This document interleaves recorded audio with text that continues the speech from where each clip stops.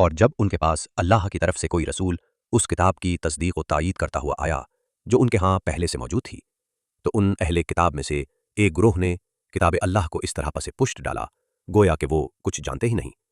اور لگے ان چیزوں کی پیروی کرنے جو شیاطین سلیمان علیہ السلام کی سلطنت کا نام لے کر پیش کیا کرتے تھے، حالانکہ سلیمان علیہ السلام نے کبھی کفر نہیں کیا۔ کفر کے مرتکب تو وہ شیاطین تھے جو لوگوں کو جادوگری کی تعلیم دیتے تھے، اور پیچھے پڑے اس چیز کے جو بابل میں 2 فرشتوں ہاروت و ماروت پر نازل کی گئی تھی، حالانکہ وہ فرشتے جب بھی کسی کو اس کی تعلیم دیتے تھے تو پہلے صاف طور پر متنبع کر دیا کرتے تھے کہ دیکھ، ہم محض ایک آزمائش ہے تو کفر میں مبتلا نہ ہو۔